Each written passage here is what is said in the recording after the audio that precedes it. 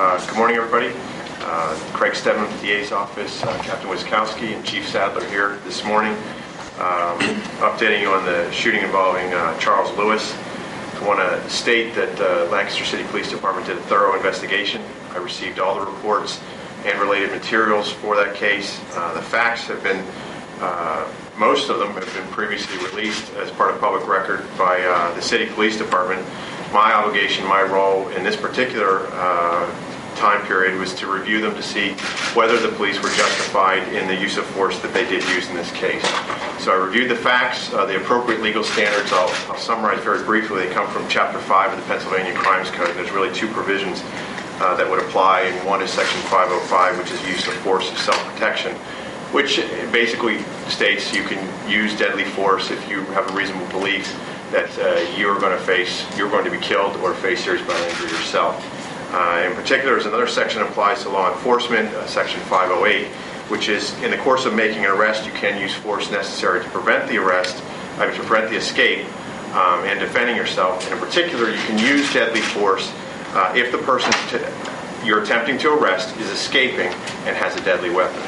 So those are the two legal standards that I reviewed in looking at this case. I just want to touch on a few of the important facts here as I go on. But I will say that after looking at the facts and the law in this case, there's no question in my mind that the use of force was justified by both the officers in this matter. Specifically, when the car stop took place for going through a stop sign, they approached the driver, and the driver was given repeated commands to put his hands on the wheel. He refused to do that entirely. In fact, they noticed that a firearm was visible in his right pants pocket, very clear to one of the officers who conveyed that information to the other officer, thus obviously heightening their state of alarm and alert. And after they'd seen the gun, they ordered him to put his hand on the wheel, and he kept putting his right hand down in the proximity of the firearm. I'll tell you, at that point in time, that's not when the shooting took place, but as far as the law is concerned and the facts, they would have been justified in taking to shoot right there. They don't have to wait until somebody pulls a gun and starts shooting. If you wait, it's too late. It has to be reasonable. And from my review of the facts, these officers went above and beyond waiting to use the force that they did use.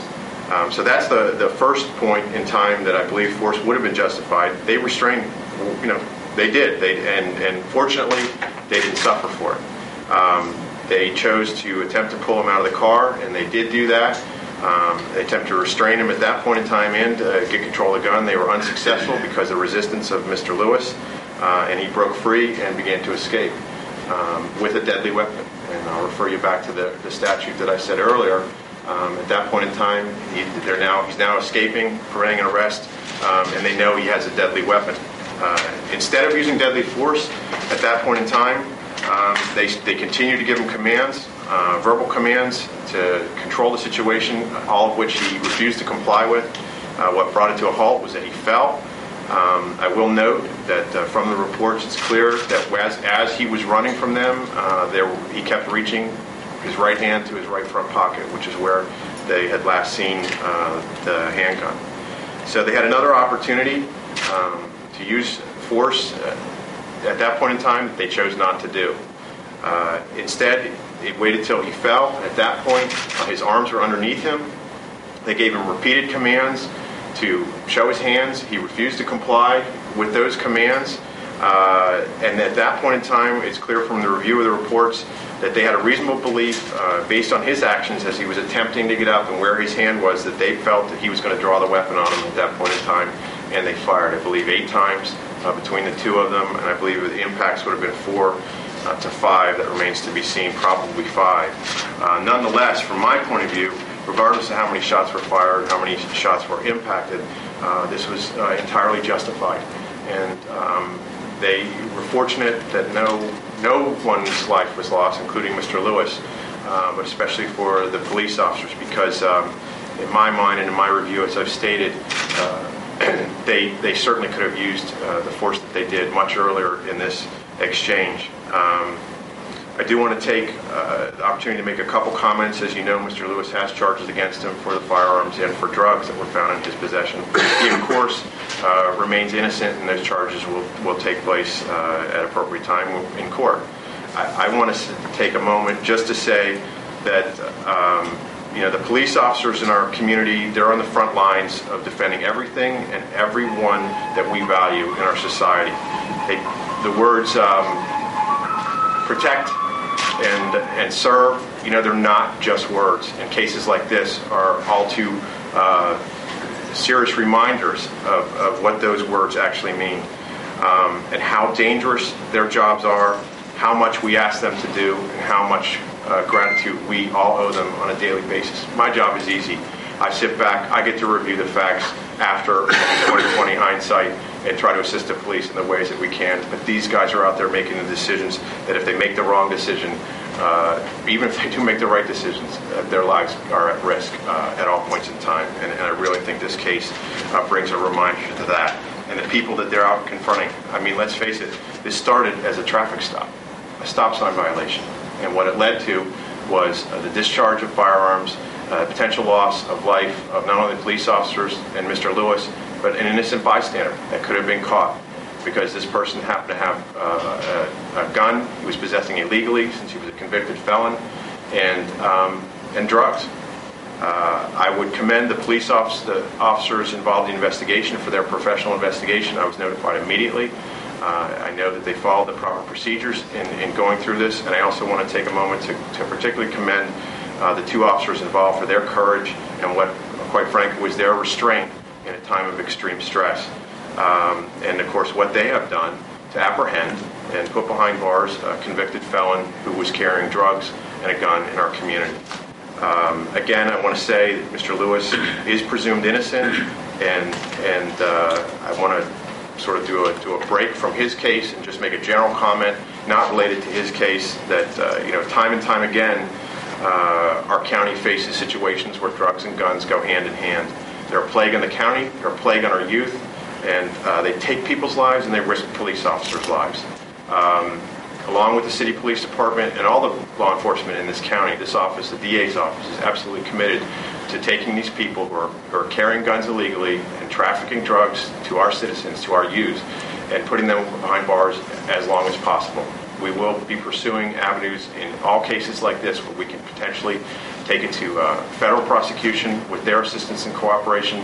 And if we can put them in Montana for 10, 15 years for activities like this, that's not enough as far as I'm concerned. So that's pretty much all I have. I don't know whether any from the police department had comments. I guess they don't. I'm open for questions. Keep in mind that there's still a pending charge against him, so I might be restricted in some of the things I can say. Are the two officers involved, are they going to go back on street duty now, or are they still on administrative? Go ahead. They've been cleared by the district attorney's office, and they will be put back to work. Can you identify them? Yeah, we're okay with that. Yeah, go ahead. Yeah, Officer J.J. Hadfield and Officer Andrew Meese. Their experience with the police department, how long have they been officers? Don't quote me on that, Brian. I'd say 4 to 6 years. What's Mr. Lewis's status? Is he out of the hospital? Or? I think he's still in hospital. Still.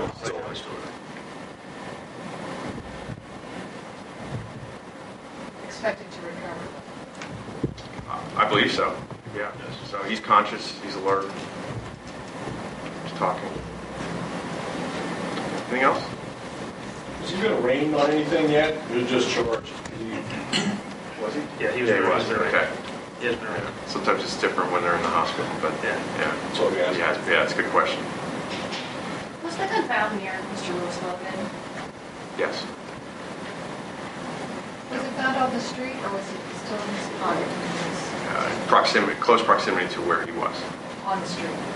Off the top of my head, I believe that's correct. There's no question he possessed a firearm during the traffic stop.